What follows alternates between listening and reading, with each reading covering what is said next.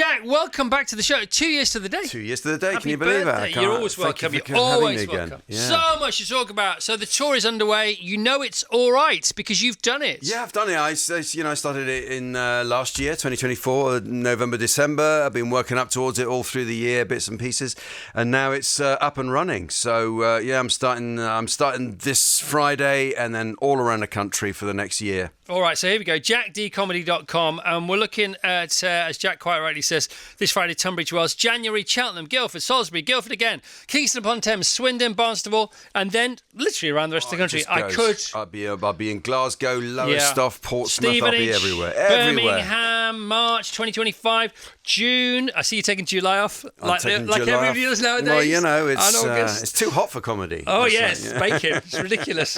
Nobody lasts when they're warm, or too warm. And then you are all the way through to November 2025, Saturday the 1st, Oxford New Theatre. Your last date thus far. Would there be potential for added dates? I think there probably will be, maybe not in this country though. So we're now talking about 2026 if I do that. But where do you travel well to? Well, Australia, New Zealand, and all around Scandinavia as well. You know, all those countries are fantastic. Their English is incredible. Well, we had the wonderful Aisling B on last week talking about Getaway, which is this new movie set in Scandinavia, written by Nick Frost, and it's got a lot of very flat comedy in there. Yeah. And I thought, that's not comedy that falls flat, that's flat comedy. Yeah. Which lends, I mean, obviously that's quite Scandi. Yeah. So, and your comedy's like that. So yeah. They've got that. They've got that slightly deadpan approach. A lot of the, especially Norway, and you might be quite lively for them. Yeah, they think, who's this cheerful guy? Who's this machine gun comedian from London? Amazing clown that's coming to town. So 1986 it all began. Yeah. 1991 you won the Comedy Award, the Perrier Comedy Award. Within those 5 years, what did you learn? I love that you think I won the Perrier Award, and I would let that pass, except that Frank Skinner might be listening. And you won some massive He won it off me. I won a couple of Best Comedy Awards, the British Comedy Awards. No, please. A pretty decent award. Very nice. What did you learn in the interim? In between 91 and now? No, 86 and 91. I suppose I just got a little bit better at what I was doing. Yeah, a little bit of confidence. Although actually, the confidence of youth and when you've just started out, you just don't. You don't even think about the dangers and possibilities, do you? Yeah. You just do it, and there's nothing to lose. Nothing to lose. That kind of stuff. And then as you get older and older, you start looking back, think, did I really do that? But so you've got that. You've got all that going for you. You can't know too much, can you? But it is different when you know a lot about what you do.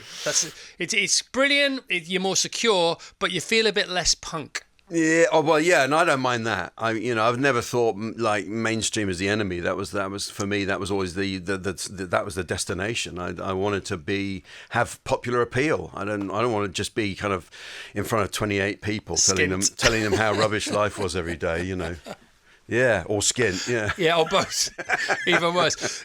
Is you eating biscuits noisily really still in the act? It's not really still in the act. It's a kind of, that was one of the funniest things that I did when I was a tiny kid. Literally, I was about 3 or 4 years old, and I remember saying to my mate, we were sitting on the curb and outside our house, and he was eating a biscuit, and I said, "You're eating that really noisily." And he said, "Well, how do you eat a biscuit quietly?" So I said, "Like this," and I put a biscuit in my mouth and just chomped it as loudly as I could. And he just spat his biscuit out because he thought it was the funniest thing ever.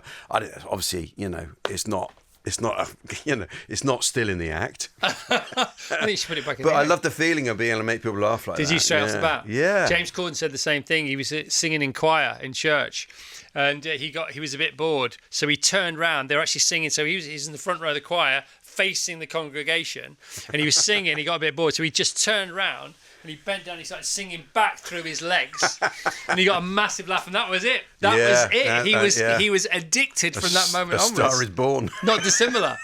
I love it. Yeah. But the podcast is great, man. Oh My Dog is the podcast. I didn't know it was about dogs. I mean, it's got dog in it, but of course that's the old, oh my God, oh my dog, and this kind of stuff.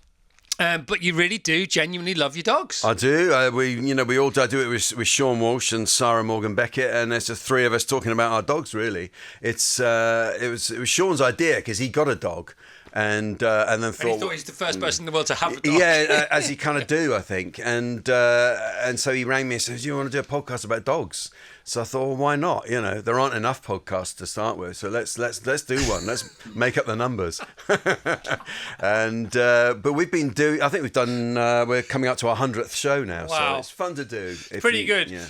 First thing I thought when I listened to it was, how many podcasts were you offered before you said yes to this one? Oh, well, there were a few, but I just didn't kind of get what it was about or what the point of it would be. But it's got to be something you're going to enjoy doing every week, because you know it's the volume of stuff you have to put out for a podcast. But I just really enjoy it. It's just like meeting up with friends. It's like meeting up with friends on a regular basis, having coffee and chatting, and loosely keeping it about dogs. Yeah. You know? But you create this world of people who you know send emails in and voice notes, even from Australia and all over the world. That's the amazing thing about you know podcasts and the internet, that people are connected with it, and they'll go for a walk, listen to you talking about your dogs, and then write in with something. I think it's lovely.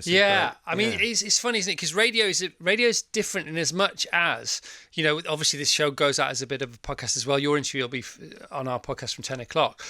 But it is different because you all have to be at the party at the same time.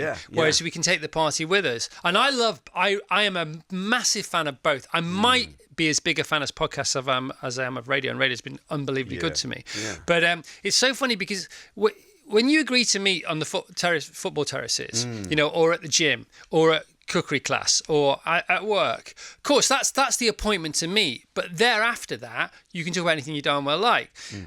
And it is often the case, isn't it, that if you do like something that somebody else likes, you might like a few more things that they like, and there may be a common narrative there. And that's sort of what happens with you. You know, it does, and I think it shows that we've been brought together because of that.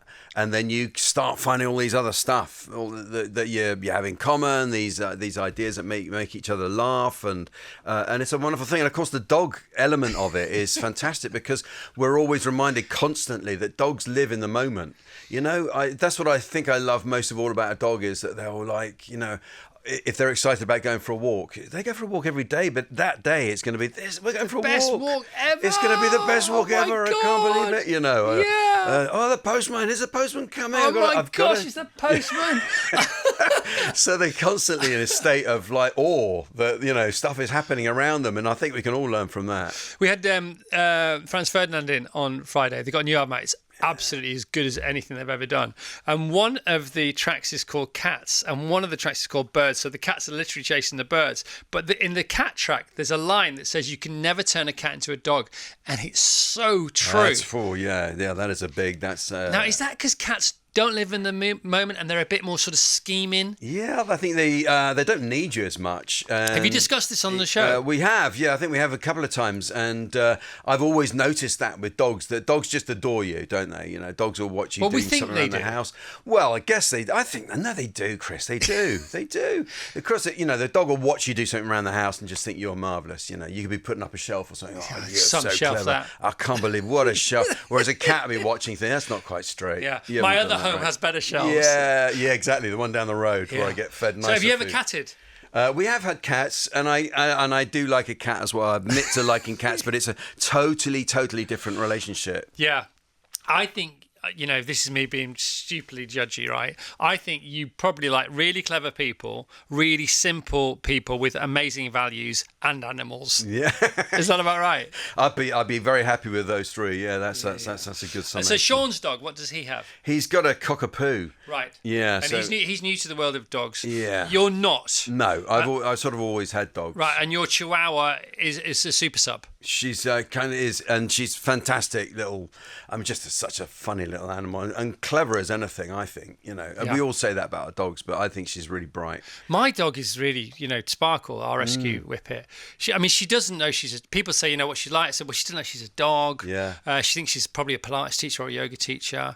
I'm not joking. She's either off or on. She's very seldom on. Yeah, right. Yeah. But she's 100 miles an hour. Yeah. I don't know how she keeps her muscle mass up or her fitness up, because she can like curl up on the sofa for days. I mean, we take her out every day. Yeah. Sometimes we have to drag her out of the house. Did she used to work as a whippet? Was she like I think she was a racer. Yeah. Because she cowers a lot. Yeah. Oh, right. So I've heard that once they've retired from that, they're really not that bothered, and they're really happy not to be running again. You know, greyhounds are like that. They're all right with hanging their boots up. Absolutely. I've done my time. No I've paid my PTSD. dues. You know, I just want to chill out now. I'll chase a deer for you occasionally. You wanted to talk about your tour. I just want to keep plugging the tour and talk about your podcast. You don't mind, do you? No, please do. JackDeeComedy.com. Jack's still funny. It's official. Buy tickets, go see him for the next year. No excuse is he's probably performing down the road from you at some point in the next 360 odd days. What I love about the podcast is everything. Particularly what I love about it is the chemistry between the three of you. I also love the fact that because it's longer form, I can hear you laughing. Yeah. You know, and on sorry, I haven't got a clue, or you're stand up. You don't allow yourself to laugh because that's not going to be the right direction and flow of travel. But Sean really makes you laugh, doesn't he? Oh, he does. Of course he does. And you know, I think we have a good. There's a great chemistry there that happens, and with Sarah there, that's a kind of a mediating factor, and I think it really works well. I've laughed a lot on making that, and I really like the fact that it's given me a place where I can just sort of relax and be myself, but also kind of contribute comedically.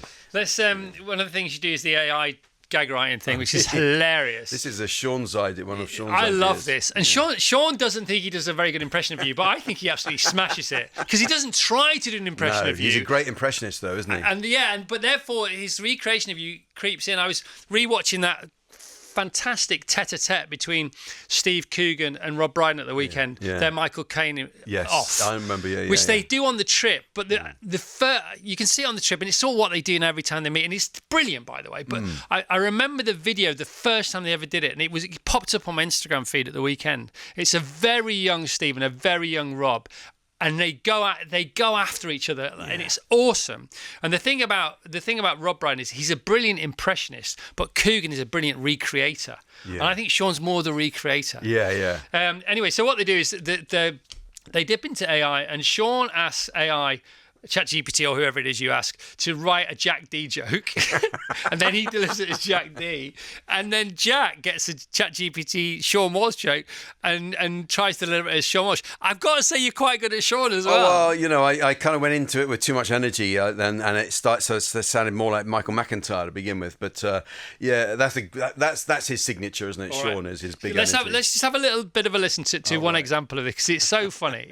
I just want you all to tune or engage with this podcast. It's the first one of 2025. Yeah. And I thought, just to kick things off with a nice little, almost become a nice little Oh My Dog tradition, is we'd start off with a AI Jack Dee joke. All right, so I'm not great at, I can't do an impression of you, so I'm just going to do a conventional grumpy man.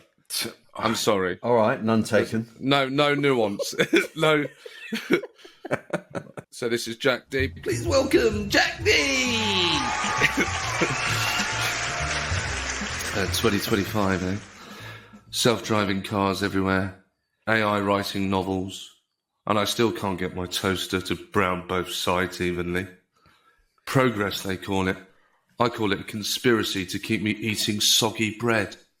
Well, I'm as Barry Cryer would have said, there's me without a pen. That's really funny. It is.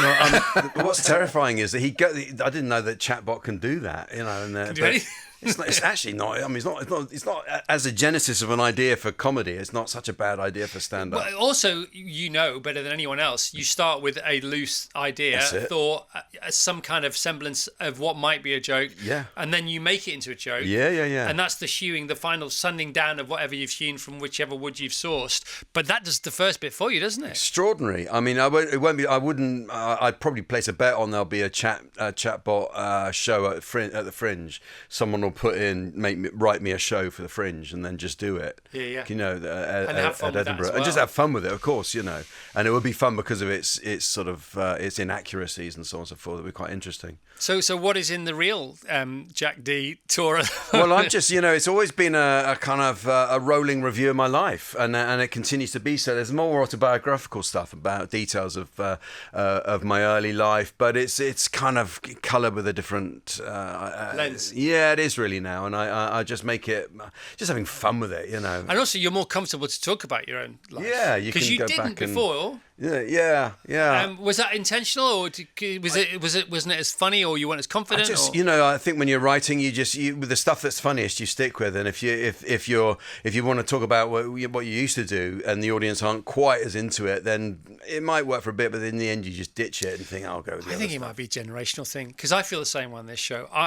I now talk about things that I genuinely think are important, and 10, 20, 30 years ago, I thought they weren't important, and I wouldn't have been right or wrong, and I'm not right or wrong now. It's just the way we're thinking and feeling. Yeah, but then I think what the audience want is a kind of creative honesty, that you're not kind of manufacturing something because you think it'll be liked. You're doing it because you're amused by it and you want to share it, and that I think is what I've tried always to do. I think the same about the podcast. I think you're more revealing. That's too much more of too dramatic a term.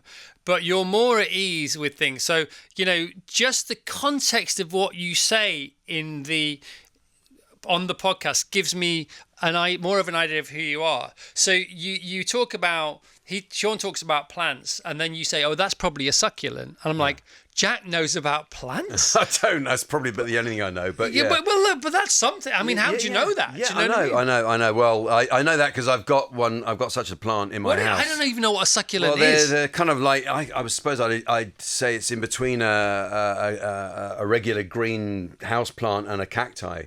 So they're very good at storing water in their leaves, and they take a certain amount of care. There's these things that you have to look after them very carefully, and I just so happen that I have one that's not doing so well at the moment, so I'm trying to get it up. And you've got time for all this, haven't you? Well, you know, you have to. Yes, I do these days.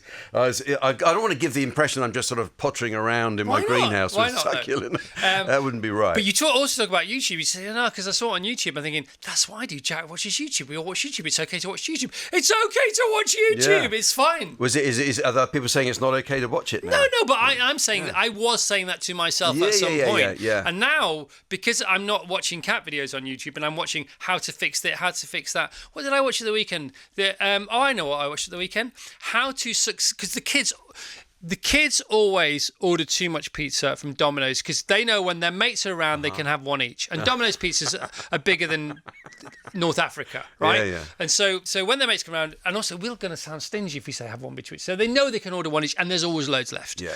And then when you reheat, I'm not a pizza fan, but when a Domino's pizza arrives fresh, they are beautiful, especially the tip of each triangle. I chopped that bit off, and I had a couple of those. Very nice. But then you can't reheat them to any of their past glory unless you go on YouTube. So I YouTubed the best way to reheat a Domino's pizza. And what was the trick? Okay, so the most heat-resistant frying pan you have available to you, so thick bottom frying pan, or as thick as you got. Heat it to within an inch of its life. So no oil, nothing. And then you put the slice of pizza in, this is the next day usually, the slice of pizza in for 20 to 30 seconds to re-harden the base and re-crisp the base. Yeah. Then you get a tablespoonful of water and you sprinkle it around the slice of pizza, around it but not on it, in the pan. And then you stick on another pan's saucepan lid on the frying pan, and it remelts the top of the pizza, and then that's as close as you're going to get to how it arrived at your door. That's pretty good. That's YouTube for you. Oh. So let's just have a round of applause for YouTube. Wonderful. Still privately owned, can't buy shares in it. You know, Wish you could. There you go. Very good. That's what I use YouTube for. So counterintuitive to put water on a pizza. You'd never think that would work. Well, you don't. You put it around it. Around it. But Sweat it you'd back think I into wouldn't life. want water anywhere near my pizza. Exactly. That's normally But my that's view so on you're pizzas. a go-to YouTube guy. I actually made a biryani. And because I love biryani, I thought, how do you make biryani? And there's this guy on the YouTube who shows his mother's recipe of how to make biryani proper, and is from India. This guy, and he was talking, and he shows you how to make it, and you make a dough that you put all around the rim of the pan, and you put the lid on to seal it. Yeah. And then at the end, he tastes it, and he starts crying because it reminded him so much of his mum.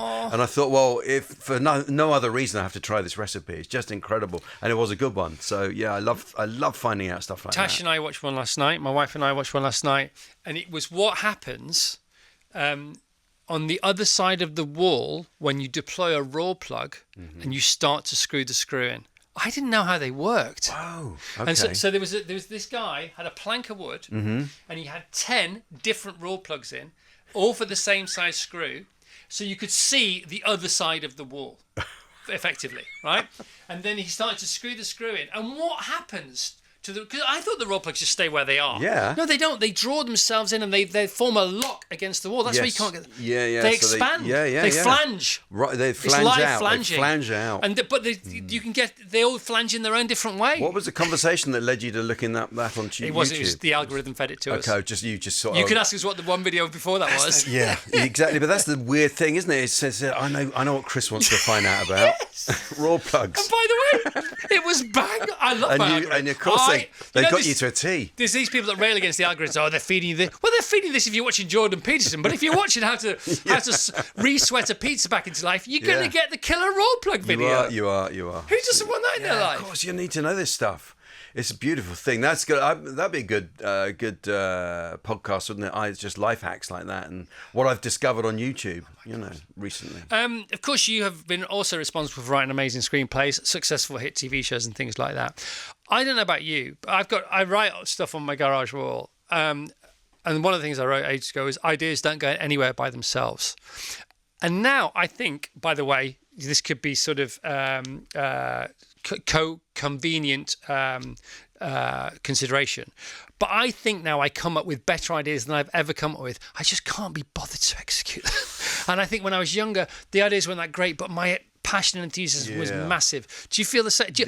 I'm talking about scripts, for example. The energy to see it through. Or do you just write the first line? Yes and no, but I think I really love doing stand-up, and I don't necessarily love writing screenplays as much, or even acting them, if I'm honest. And I do love doing stand-up. So the thing that's changed with me is I think, well, just do one thing. Yeah. Just do one thing and do it as well as you can. It's great. Yeah. And back to radio. We're radio, And I come up with all these ideas for game shows and dramas. Yeah. I can't be bothered. Well, it's all great if you want to do that, it's fine. But also there's a real value in just sort of saying, no, this is what I want to do. Yeah. And some people say to me about that, they say, but surely if you write this or that and you come up with a once a week TV show, you pre-record it, or TFI comes back, or something version of that, or whether it would be successful or not, or even get commissions, different conversation, than getting up at 4:00 every day, 5 days a week. I say, no, that wouldn't be easier, because I find it hard. Yeah. And I don't find this easy, but I don't find it hard. Yeah, and you're enjoying it. It's love not. it. It's not. Well, then that's the answer, isn't it? It's got to be. That is the answer. It's got to be.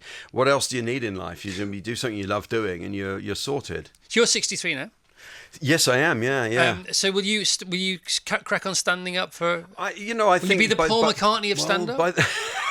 Why not? Well, I would keep going. If there's still an audience there, I will. It's we mentioned Barry Cryer earlier. He always used to say, "I'll do the shows for free, but it's the travelling you'd pay me for." And it is, the travelling is quite an issue with touring, and so you have to be careful about that. But I do love it, and I can't imagine not having an audience somewhere that I can go to. Yeah, I mean, Peter Kay's obviously thought about that, and that's why he does these residencies. Yeah, and because he's got the extra capacity of confidence, and generally just he's a genius to be able to zoom out and go, right, because you're talking about the touring and leaving home. He says, okay, I don't want to do that, so I'll do a residency. Yeah. Okay, but that means but I don't have to do a residency every night. I can do once a month residency. Yeah. Because that's a whole new thing. Yeah, like Billy Joel or someone who does that, doesn't he? Yeah. Once a month in the Madison Square Garden. Why not? Well, why not? I could do something like that. I quite like. I'm not very good at dabbling with it. That's the trouble. It needs to be quite intense touring. You need to sort of really get a rhythm into doing it. Well, you need to. I do, and I'm sure Peter Kay has got that ability to just step in and out of it, and then that'll suit him. Is it fair to ask you this question? Have you ever had the gig of your career? I've had lots of gigs of my career, actually. If I'm honest, I've been really, really lucky, and there's so many that I loved from the last tour, and thinking, oh, I can't wait to come here again, or almost think, oh, I better not come here again because I can't do better than that, And it's so I've been really lucky. And then there are always gigs where you think, that could have gone better. I'm gonna have that. What's the most common trait there? What with it could have gone better. Is there it could have gone better. is there an upstream reason for something? Sometimes you can just get some little worm in your mind about why didn't that work as well. What is your most common thing? I guess it's probably not finding my rhythm on stage, in terms of the way you're speaking, and it can just be a thing.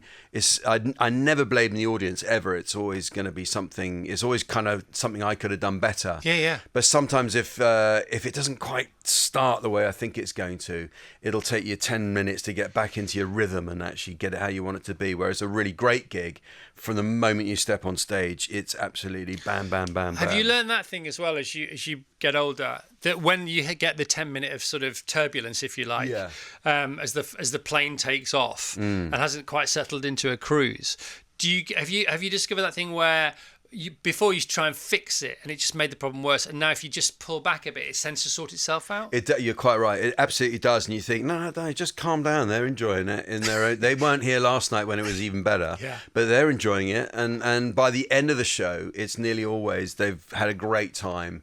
It's just that first 10 minutes there, something I wasn't quite persuading them for some reason. And perhaps you weren't present, maybe I wasn't, and that can happen, you can just not quite hit it at the right moment. You need those minutes before you go on stage to get into your bubble. I actually like to think of something to say that isn't my usual first line. I try and come up with something different, that I'm going to open with, and then the audience know that I'm really thinking about where I am, and that particular night it's not a recital of what I've done before. That's and that way you keep it fresh because it's not a play. Yeah. It's funny, Phelpsian they call it. You know about this? Yeah. Oh no, what's that? Michael Phelps. Oh yeah. So that he has a Phelpsian way of preparing, because you can suffer from performance. It's not. What is it called? You suffer in performance like you don't suffer in training. We talked about it last week, didn't we? That a lot of Olympic swimmers, gold medalists included, their fastest PB is in the warm-up pool. Yeah. Even in the maybe pre to the race where they won the gold medal, they were still faster. Okay, right, yeah, it makes sense. Performance, something, anxiety or whatever it may be, same thing. It will happen. I find with when I'm trying stuff out in little rooms around the country, around London usually, and in pubs and clubs, where stuff is absolutely flying, and then you think, I don't know, and then you get it into a bigger room, and for some reason, because you've kind of relaxed about it and thought this bit's going to kill, and that'll be the bit that slightly disappoints you on the night, and so there are all so many things like that. And the other thing I've learned as well is quite often is if you do rely on something that's really good, is just take it out of the show for a bit. Just completely take it out because it's too good to be in. The rest of it isn't keeping up. Yeah, the rest of it isn't keeping up. About that, Jack. I'm not sure. I've agreed with everything you've said up until this. It will come Maybe back that's in. the end of the interview. That's it. We're done. Jack's lost the plot. It will come back in. It's funny. They say like a commercial aircraft is 90% off flight plan for the whole of the flight, and you finally end up just about landing at the airport, the intended destination. Is it the same with the comedy? It's kind of thing, isn't it? It's but we're I still consider myself really lucky to be doing it, and to answer your question, I'd love to keep doing it and find a way of keeping doing it where it's not gonna completely do me in. Well, McCartney, Rod Stewart, they're all blazing the trail. We got no excuses now. We got to crack on. I know. We've got to crack on. People are living longer. And also, it has to be said, the audiences stay with you. This is what's wonderful. The audiences have grown up with me, and people who said, "Oh, I saw you in 1991." You think, "Oh my word," And then before some of the rest of the audience were even born. So it's amazing. It's so cool. It's great to see you, man. And you as well. Thanks for having me. You're on fine form. You always are. JackDeeComedy.com. There you go. Tickets to see Jack sometime in the next year. Literally stick a pin in the map and he'll be playing somewhere near that. That's basically it, That's isn't exactly it? right. Good advice. And Oh My Dog is on the air. Sorry, I haven't got a clue. Is rocking and rolling. It's all good. Jack Dee, everyone. Let's hear it for Jack if you don't mind. Awesome. Okay.